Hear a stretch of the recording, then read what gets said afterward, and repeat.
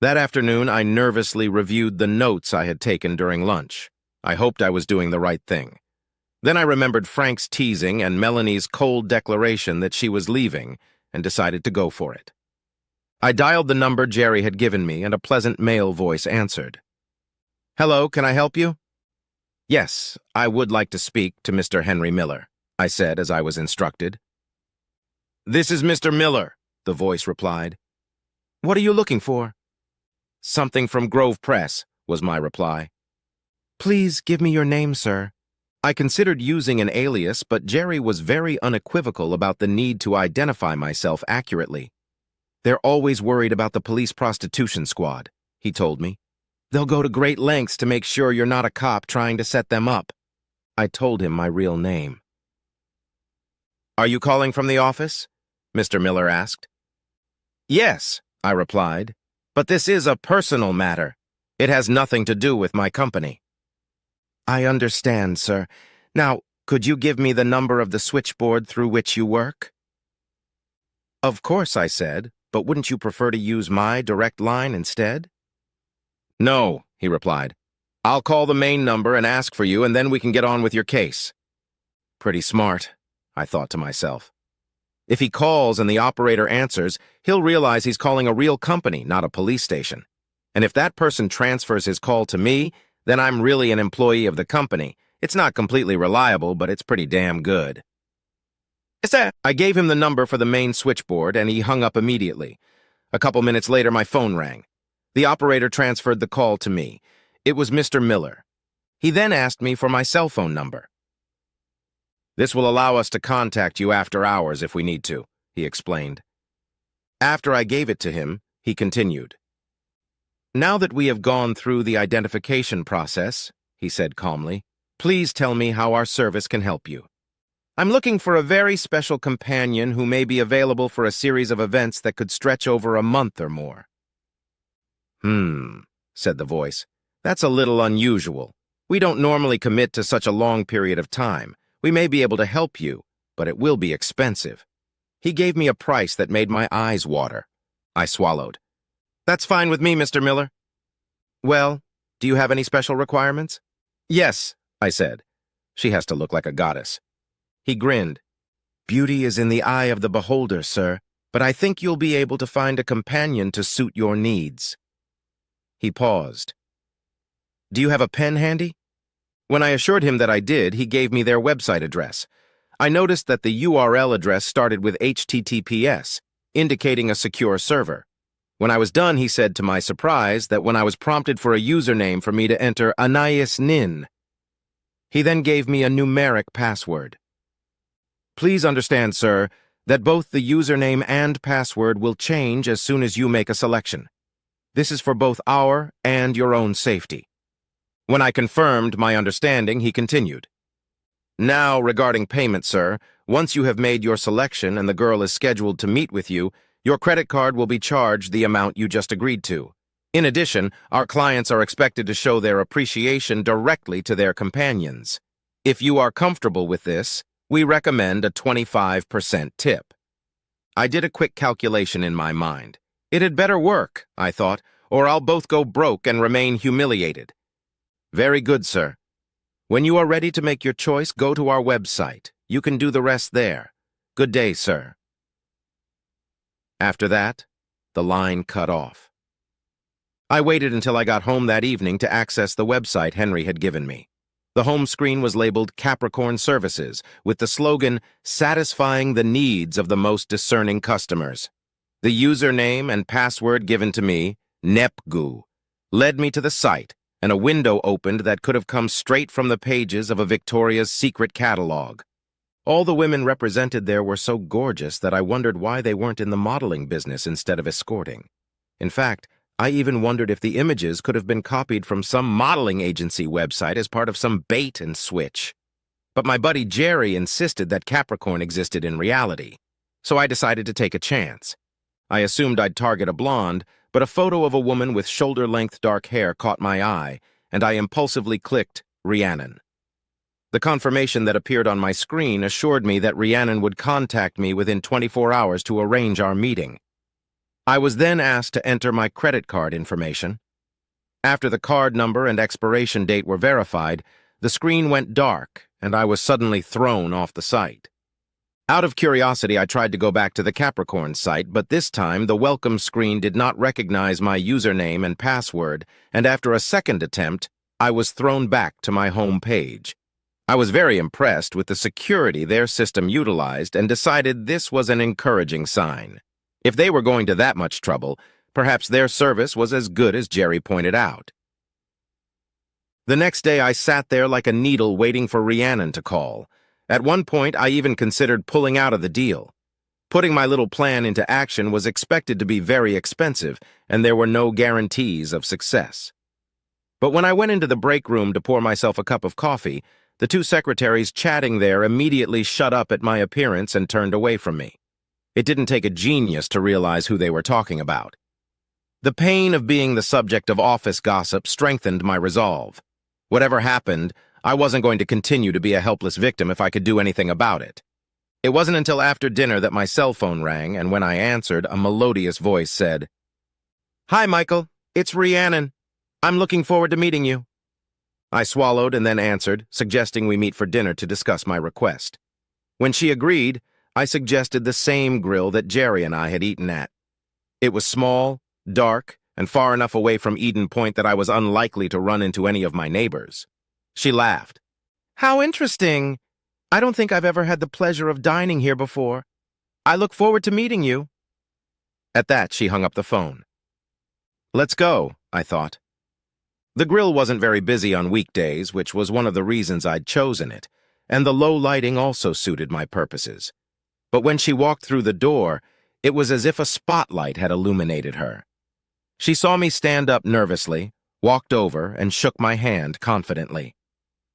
"Hi, Michael," she said in a musical voice. "It's nice to meet you in person." She sat down and I followed her. I must have been staring at her because she laughed and said, "Well, how do I look? We've all seen movie stars on the big screen or models in magazines. They are gorgeous, but not real. But now I've met one in person and the impact of it was overwhelming. The young woman sitting across from me was simply stunning. Dark eyes, high cheekbones, plump lips, the way her hair framed her face, her athletic yet feminine figure. I could go on and on. But the fact was that for a few moments all I could do was stare at her in silent admiration. She smiled and broke the silence. "I take that to mean approval," she said. "Oh, yes, I'm sorry," I mumbled, stammering. "It's just that for a moment I mean—" My voice trailed off in embarrassment. Luckily, at that moment, a waitress came over to take our orders. I don't even remember what I ordered, but Rhiannon settled on a salad of greens with added dressing. While the waitress was writing down our choices, I could tell that she too had fallen under Rhiannon's spell.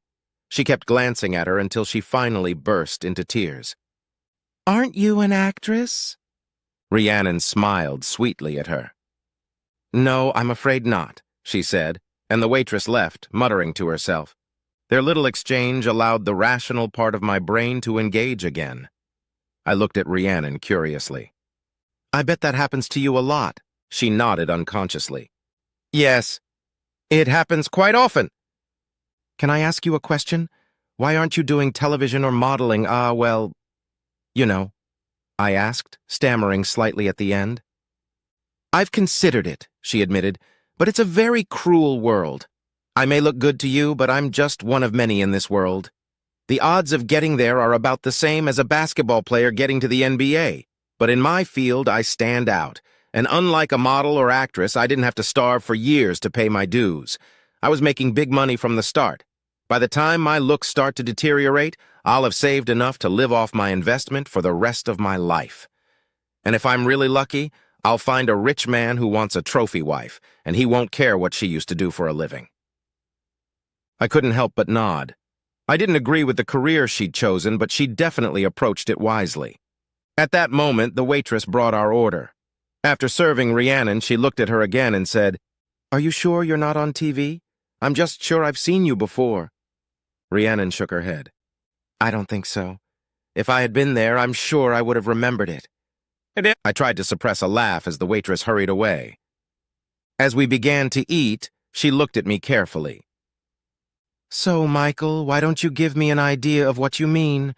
Henry said that it is something extraordinary." I blushed and began to tell her my story. When I replayed my conversation with Melanie after I caught her and Frank in bed, Rhiannon looked at me sympathetically.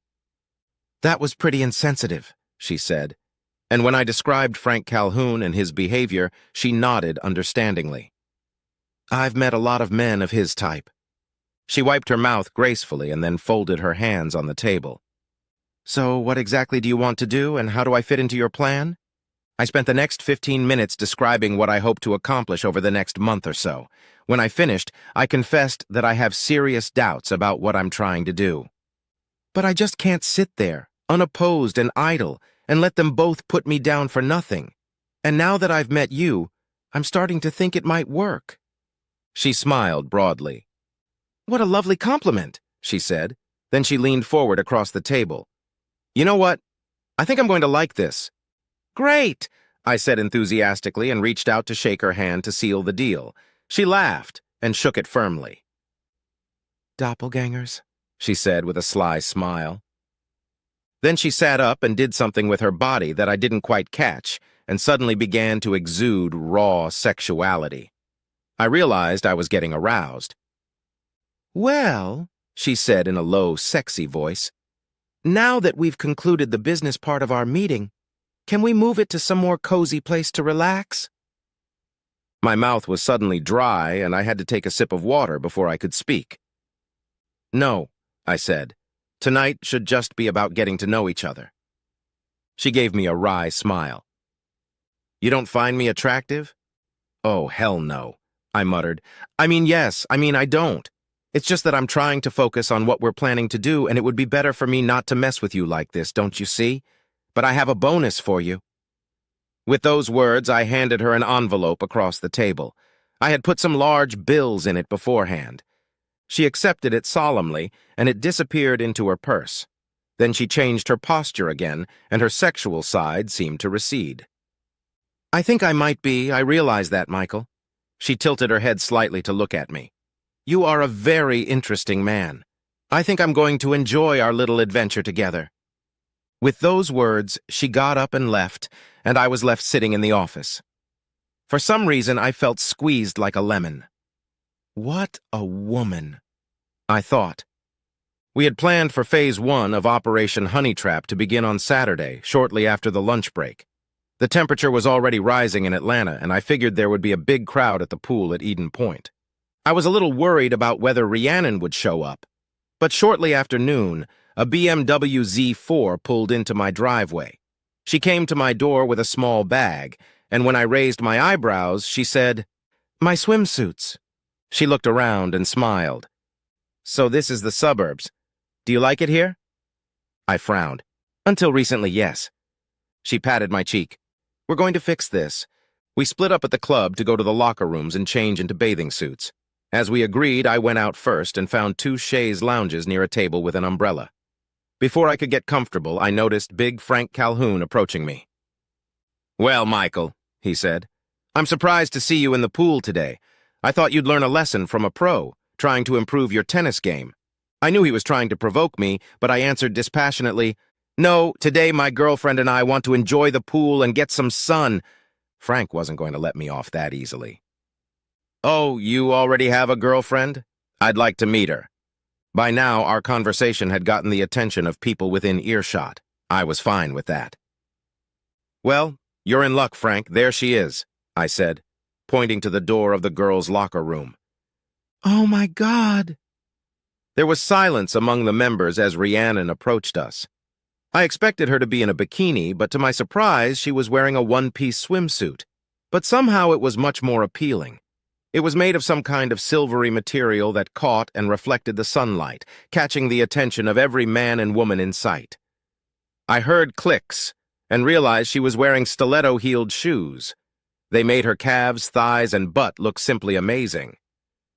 As she approached us, I shifted my gaze from her feet to her costume. It looked different, and then I realized that it had to be made of the finest material I had ever seen.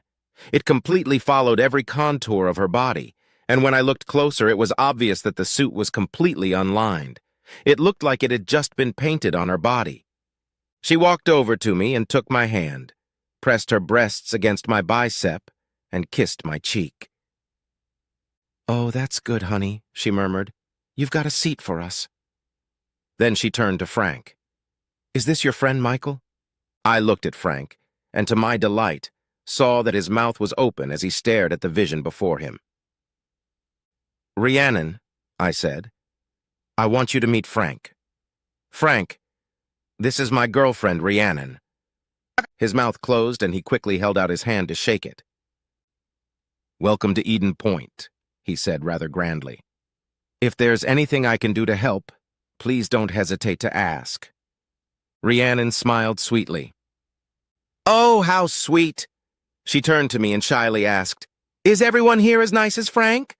I dryly replied, "No, Frank is unique." She smiled at him again. "Well, thank you very much for making me feel at home." When he remained standing, she looked down with a smile. "Now you can let go of my hand." "Oh," he said, embarrassed. "Well, I must be going now. I hope I shall see you again, Rhiannon. I hope I shall see you again."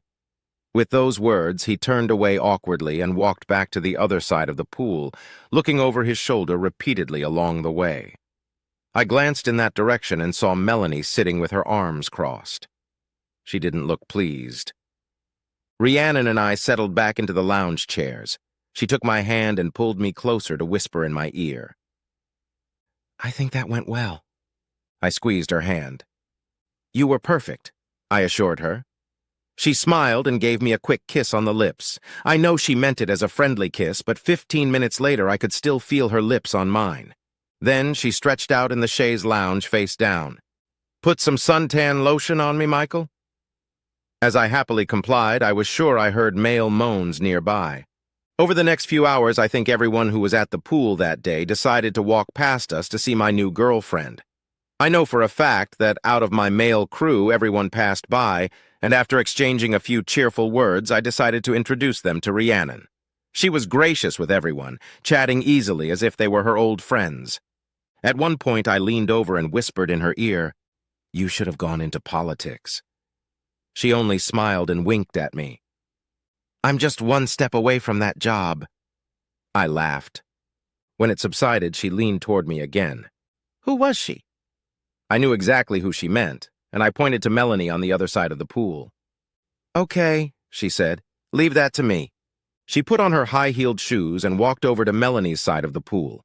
Bending at the waist facing the pool, she removed her shoes from her feet and then dived gracefully into the shallow water. Upon surfacing, she tilted her head forward and then quickly threw it back so that her hair formed a graceful arc over her head, fanning the water in the air. I was thrilled. I'd seen this move before in commercials, but never in real life. It was amazing. Then in one motion, Rhiannon gracefully climbed out of the water onto the decking. As she faced Melanie, water running down her body, she reached up to flip her hair back, emphasizing her breasts. Then she slipped her shoes back on her feet, adding about 10 centimeters to her height, and walked back to where I was watching from. I reluctantly took my eyes off Rhiannon and looked at Melanie. She was looking at me angrily. She then turned and spoke sharply to Frank before grabbing her things and heading for the exit. He followed her, looking at Rhiannon over his shoulder again. She settled gracefully into the chaise lounge with her eyes closed. I could only hear her mumbling, "Mission accomplished." While we were there, one unpleasant thing happened. As we were about to leave, I looked up and saw Penny walking in my direction. Oh, crap, I thought. I totally forgot about Penny's women's team playing tonight. What am I going to tell her? "Hi, Michael, it's so good to see you again. Maybe we can get together and play some more—" She stopped abruptly as Rhiannon stood up and grabbed my hand. "Oh," Penny said in surprise. "Who's that?" This is Rhiannon, my girlfriend," I said awkwardly. Penny blinked and looked at Rhiannon in silence for a while, then held out her hand. "I'm Penny," she said. "It's nice to meet you." She turned back to me. I need to clean myself up. I'm pretty dirty after our match today. I'll see you around, Michael." Then she turned and hurried away before I could think of anything to say. "Who was that?" Rhiannon asked curiously. "It was Penny Pennington," I told her. "She's my mixed doubles partner." "Interesting," was her reply. I mentally kicked myself for not planning ahead of time what to do about Penny. I didn't want to risk revealing my plan to her, but I didn't want Penny to get the wrong idea in her head either. Damn it. Shortly after that, Rhiannon and I decided to call it a day. I felt like we had done everything we wanted to do today. I swear when we got out of the pool, the level of conversation increased noticeably. When we got back to my place, I let Rhiannon take a shower while I myself dried off and thought about the previous day. With the exception of my unexpected encounter with Penny, things had gone even better than I could have hoped. I'd shown Melanie that I wasn't going to sit around for the rest of my life quietly lamenting her desertion. More than that, I showed her that not only was she replaceable, but I had actually improved my position quite a bit. Let her suffer a little, I thought triumphantly. "So, how do you think it went?" I heard a voice behind me. I turned around and saw Rhiannon wrapped in a bath towel. "You were perfect," I replied enthusiastically. "You were everything I had hoped for and more." She did something with her fingers, and suddenly the towel slipped down her legs. "Don't you want to celebrate?" she asked shyly. For a while I stood there, unable to breathe. Everything about her was absolutely perfect. Her breasts were proudly upturned, small but perfectly proportioned to her body. There wasn't a gram of fat on her. Instead, her abdominal muscles were well developed. From there stretched, seemingly into infinity, her legs, strong and perfectly formed. I awed and realized I wasn't breathing. Gathering my strength, I walked over to her, bent down and handed her the towel she had dropped. "I'm so sorry, Rhiannon. It's just not the time." She smiled. "Okay. I was only checking." She threw the towel over her shoulders and walked away from me. Oh my God, I hadn't seen her butt before. When she returned, she was dressed and her bag was packed. I handed her a sealed envelope. "Thank you," I said fervently. "Today was exactly what I wanted." She tilted her head again in the same amused way and looked at me. "Do you want to go back to Melanie?" she asked suddenly. I flinched. "No," I said furiously. "This wasn't a one-time bad decision or a loss of control. She had deliberately thrown me away like some trash she no longer needed. I will never go back to her under any circumstances." "That's what I was thinking," she said. "But I was just wondering. Anyway, are we still seeing each other next week?" "Oh, sure," I said with a wide smile. During the week, I decided to go to the club for tennis practice. I wanted everyone to know that I was tired of hiding. "I'm glad you're back and stopped being discouraged," our men's team captain told me. My teammates greeted me with slaps on the back and winked widely. Behind me, I heard someone say, "Lucky son of a bitch." I smiled, knowing the impression Rhiannon could make. A couple days later, I returned to the courts for mixed doubles practice, but I couldn't find Penny anywhere. Our captain told me that she had called in sick. When I got home from practice, I called her back right away. "Are you okay, Penny?" I asked. "You don't sound sick." "Oh, nothing serious, probably just a little acute respiratory infection." "Can I get you anything?" I asked. "I'd love to." "No," she said sharply. "I mean, thanks, but I don't really need anything. Anyway, it would be better if you stayed away. I don't want you to catch it from me." "Okay, fine," I said hesitantly. "But if you get worse, call me right away. I'm worried about you." She made a vague promise and then said she needed to rest, so I disconnected. I didn't like that. Penny had always been so healthy and cheerful that it bothered me to think there was something wrong with her. And our little run-in at the pool last Saturday probably didn't help anything, I thought. I still felt like I couldn't tell her about my honey trap for fear of screwing up, but I just didn't want Penny to get the wrong impression. Hopefully when this is over, she'll forgive me, I thought. The next step in my plan was scheduled for the weekend. There was a club-catered dinner, and Rhiannon and I were going to be at it. When she arrived at my house, she was dressed very differently than last time. "Wow, you look like you just stepped out of the pages of a fashion magazine," I said, looking at her. She was wearing casual clothes consisting of a skirt, casual jacket, and blouse. But although it sounded casual, the fabrics, style, and accessories all screamed high fashion. She curtsied like a little girl. "Thank you, kind sir." "Actually, this was just dropped off at Nordstrom," she said. "But don't worry if the labels don't tell you anything. My main target today is ladies, and one lady in particular. Well, I can't speak for the wives, but I think you'll have a significant impact on the husbands anyway," I told her sincerely. As we pulled into the parking lot in front of the clubhouse, Rhiannon turned to me and said, "Tonight we need to change our tactics slightly. We need to split up and socialize with people. That will allow me to do what I need to do." "Sounds good," I told her. As we walked out onto the patio where dinner was being held, I immediately realized that we were both right. Once again, most of the men just stared openly at Rhiannon walking by. The wives, on the other hand, were a little more snarky, but I heard more than one comment about Rhiannon's outfit that evening.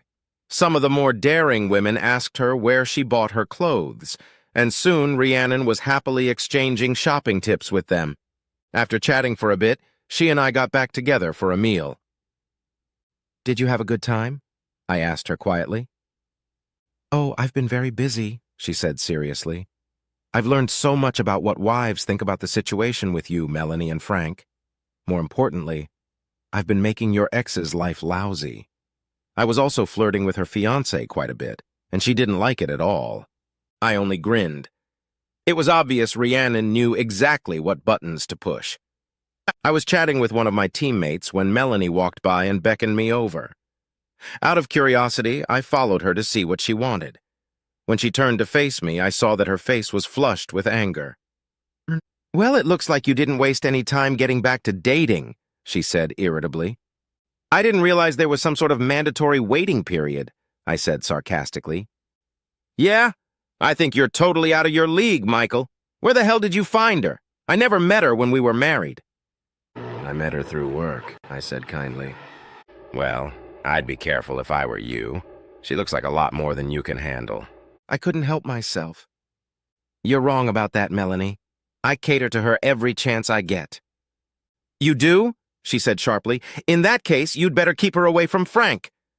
And with those words, she stormed away. I smiled to myself. Everything was going exactly as I'd hoped. At that moment, I noticed Penny carrying a tray of food. I knew she was on the entertainment committee, but I didn't know if she was well enough to come tonight. I ran over and grabbed her hand. She blushed when she saw me.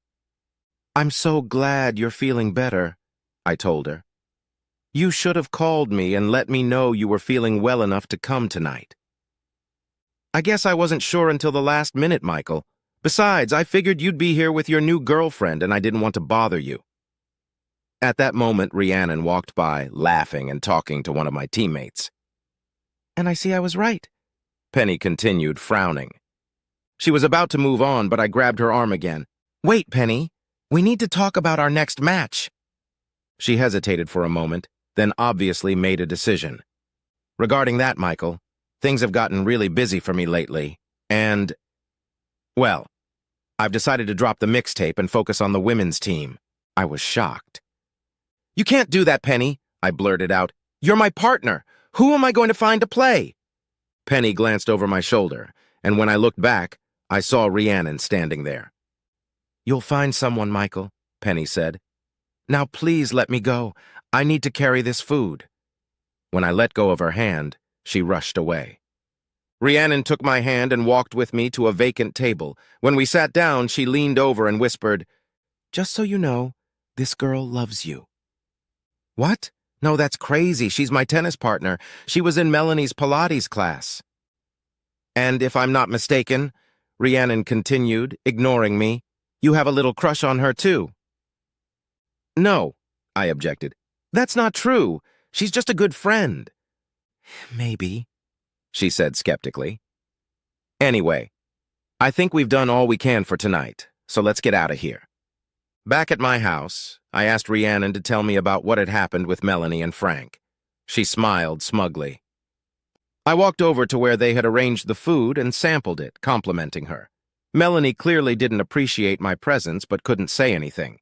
I then told her how much I liked her outfit, and she was compelled to return the compliment. This gave me the opportunity to tell her where I bought mine. I could see that she recognized the garment and realized how much it must have cost. She didn't say anything, but her eyes almost turned green with envy. "That sounds like Melanie," I said. "She's definitely fashion-conscious and prides herself on her taste in clothes." "It was at that moment," Rhiannon continued, "that one of the ladies asked Melanie to help in the kitchen, and although she didn't want to, she had to leave me alone with Frank. When she left, I reached out and sampled more from their dish." Saying this, Rhiannon reproduced what she was doing. She bent at the waist and her blouse fell away, exposing lush breasts that were barely contained by a thin bra. Then she made a small movement with her finger, slipped it into her mouth, and, all the while looking at me, sucked on it so sweetly that I felt hot. She straightened up and smiled at me, clearly realizing the impact she was having. Barely having gotten Frank's attention, I began flirting with him in earnest. I asked him if he played soccer, and that gave him a chance to show off a bit. While he was doing this, I reached out and stroked his chest. I commented on how much bigger he was than you and said I liked big men. She grinned. I thought he was going to fall over right there at the table. "Wow," I said. "No wonder Melanie was so hostile." "I'm doing the best I can," she said with obvious false modesty. "I can't believe Frank believed you were hitting on him," I added. She laughed out loud. "Guys like Frank are so self-assured that it never occurs to them to question a woman's interest in them. The ironic thing is that they are usually the worst lovers." I had to smile at that. If what Rhiannon said was true, it would serve Melanie well. I handed her the envelope. "Do you think we're ready for the next stage?" I asked her. "Definitely. The dance at your club will be perfect for what we have planned." Then she turned and headed for the front door. "What, no attempt at seduction tonight?" I asked her with a smile. She smiled over her shoulder at me. "I hadn't thought about it." After she left, I opened a can of beer and sat down to think about what was going on. On the one hand, I was really pleased with how well the honey trap was working. Even though Melanie didn't want me anymore, I knew she was less than pleased with how quickly I'd found someone to replace her, and even more upset that her replacement was so much hotter than she ever could be. It was all really encouraging, but I couldn't help but feel upset about Penny's situation. Could Rhiannon be right? I wondered. Could I really have feelings for Penny? I'd liked her from the first time Melanie had introduced us. Plus, I found her attractive, slim, athletic, and graceful, with a charming and friendly personality. But because of Melanie, I had always tried to keep our relationship strictly friendly as a tennis partnership, and I was sure Penny wanted the same, especially when she was going through the loss of her husband. I thought about what Rhiannon had said about Penny. It couldn't be true, could it? If Penny was interested in me, why was she avoiding me like the plague? And why does it bother me so much? For that matter, why had I repeatedly turned down the sexiest woman I'd probably ever met in my life? Could my feelings for Penny be part of it? Eventually, I gave up and went to bed. I didn't know the answers to my questions, and even if I did, I still didn't know what to do with them. I decided it was best for me to keep moving forward, focusing on the plan I had initiated. The annual spring dance at the club was a popular event that always drew a lot of people. The ladies used the dance as an excuse to come out in their new clothes, and the men reluctantly donned their sport jackets. Some even wore ties. I was counting on Frank and Melanie showing up. I had given Rhiannon a hint of what to expect, and I was curious to see what she would wear for the culmination of our plan tonight. So I was surprised and disappointed to see her get out of the car in jeans and a t-shirt. Admittedly, they were the tightest jeans I'd ever seen on a woman, and the t-shirt was obscenely tight around her braless breasts.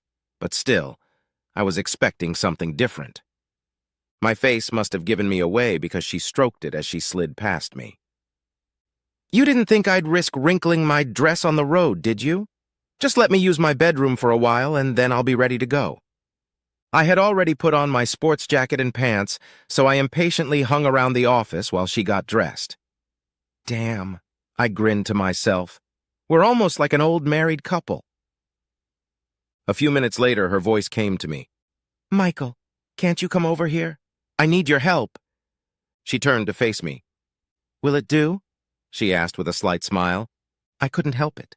I took a step towards her, but she stopped me with a smile and a raised hand. No, not now. I can't let you ruin everything. So now that I see your approval, get out of here and let me put on my dress.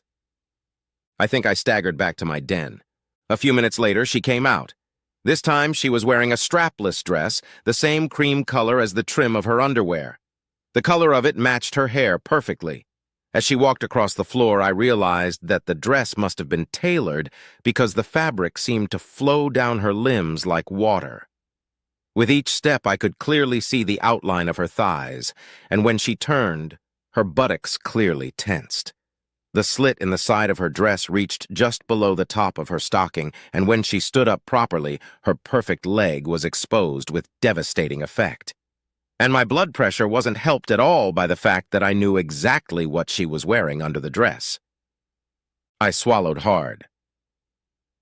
I think you're going to cause heart attacks tonight, I told her, not kidding. She smiled silently at me and held out her hand so I could walk her to the door. The club had cleared out the patio and hung paper lanterns for the dance. It was a little silly, but I found myself enjoying the effect of the soft lights and loud music. Rhiannon slid into my arms to dance, and I wasn't surprised to find that she was a much better dancer than I was. As we moved together, she rested her head on my shoulder, and in that moment I decided I didn't care that she was a work in progress. I was just enjoying the feel of her body against mine and the pleasure of her company. She lifted her head and moved far enough away to look at me.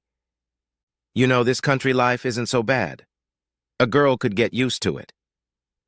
Before I could answer, she tensed up. Uh-oh, places to stand. I turned just in time to see Frank Calhoun heading our way, dragging and obviously resisting Melanie behind him. Hello, Rhiannon. Hello, Michael, he thundered. I'm so glad you decided to join us tonight. How about we switch partners for a dance or two?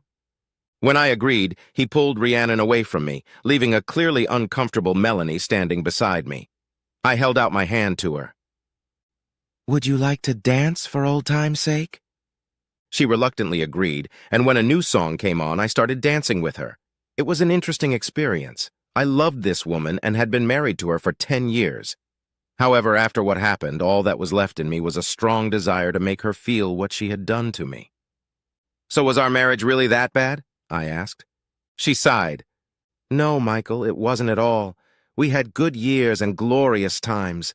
But then things slipped into a rut, and after a while I just didn't feel particularly enthusiastic about our relationship anymore. When Frank came along and so obviously let me know how much he wanted me, I just got carried away with the whole thing. I really fell in love, Michael. I fell in love just like I did back in college. She looked at me.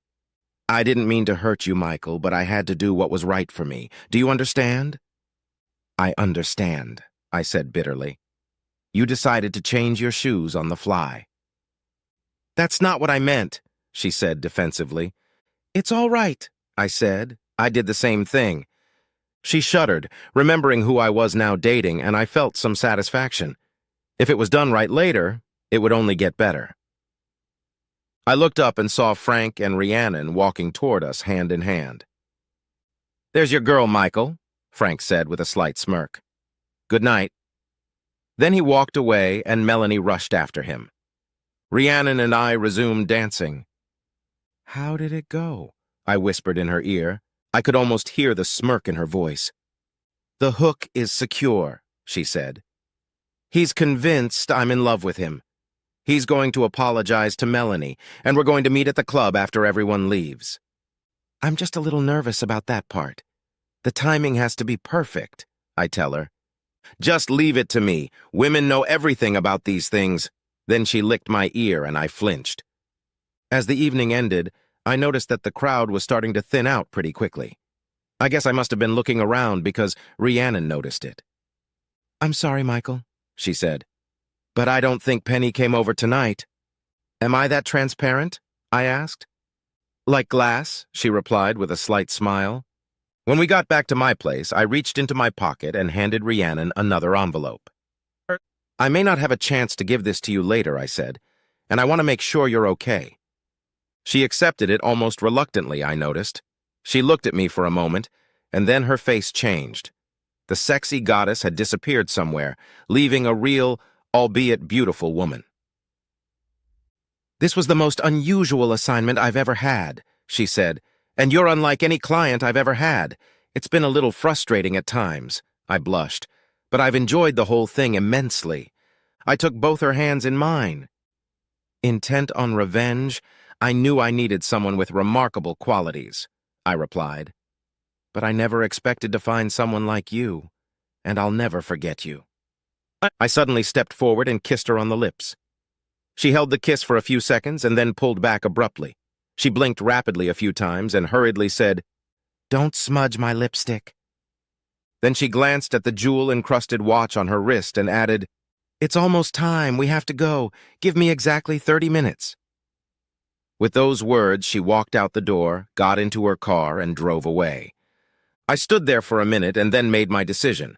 Rhiannon and I hadn't talked about it, and I hoped I wouldn't completely screw up, but I had to take this risk. I pulled out my cell phone. She must have recognized my number. "Michael, why are you calling at this hour?"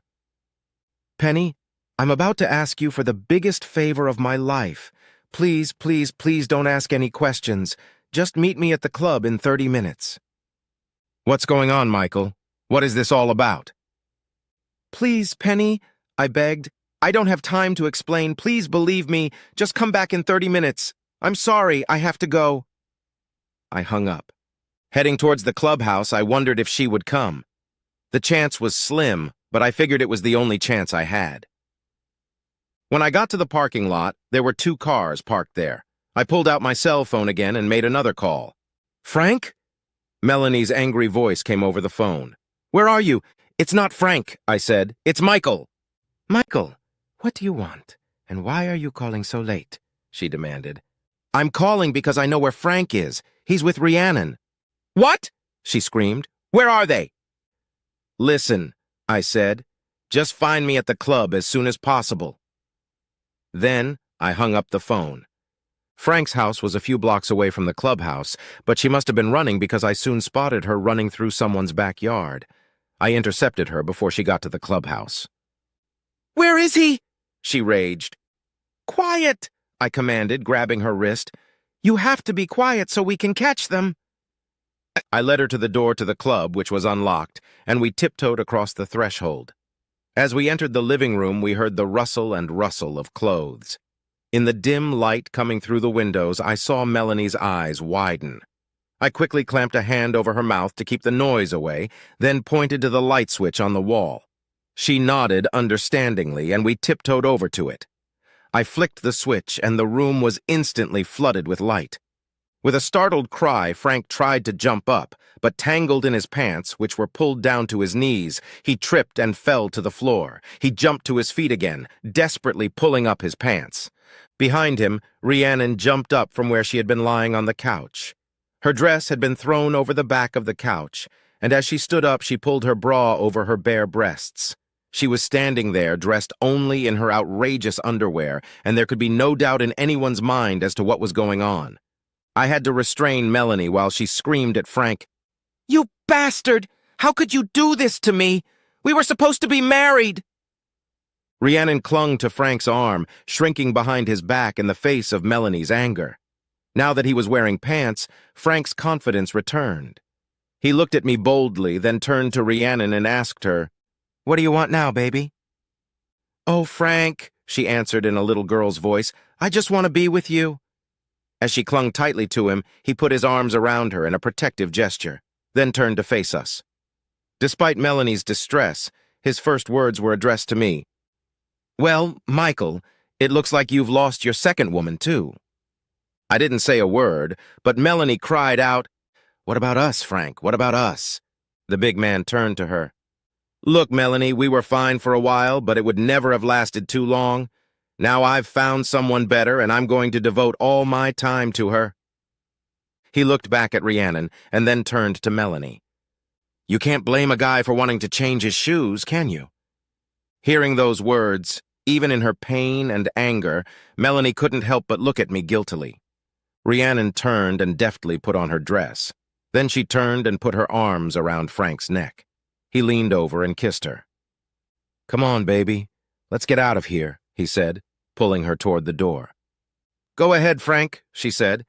"I have something to tell Michael. Besides, I don't want to leave my car here. Look, let's meet at this bar over here." She reached into her purse, pulled out a piece of paper, and hurriedly wrote down the address. "I'll be right behind you, honey," she added, stroking the front of his pants and kissing him passionately. He looked at her doubtfully. "Are you sure you'll be all right?" he asked. "I'm sure, darling. Michael won't hurt me. He's not that kind of guy." "Yeah," Frank grinned. "I think you're right." With those words, he headed for the door, and we heard him drive away. While our attention was on Frank, Melanie managed to escape my grasp. She screamed, "Bitch!" and lunged at Rhiannon with claws extended. Instead of flinching, Rhiannon calmly stood her ground. As Melanie sprang toward her, Rhiannon quickly stepped to the side, grabbed Melanie's outstretched hand, and smoothly twisted it behind her back. She winked at me. I knew self-defense lessons would come in handy. When Melanie continued to resist, Rhiannon told her sharply, "If you don't calm down, I'll be forced to dislocate your shoulder." Melanie stopped resisting, and Rhiannon pushed her away, turning her to face her. "Listen, Melanie, there's something you should know," she said. "I don't give a damn about your Neanderthal ex-fiancé, and I have absolutely no intention of joining him at the bar he's headed to." Melanie was stunned. But why? Why did I seduce him? Because that's my profession. I'm a paid escort. I've been with dozens of guys like Frank. They all think they're God's gift to women, and they're always looking for the next piece of ass. Do you think he loved you? The only thing he really loved was the opportunity to finally beat Michael at something. I believe he loved having you, but he loved having Michael even more. So Michael hired me to make Frank pay and at the same time show you what it feels like to be cheated on. It hurts, doesn't it? After that, Melanie screamed and then lunged at me. But before I could react, a figure flashed in front of me and knocked her down. She stretched awkwardly on the floor, and Penny stood over her, fists clenched.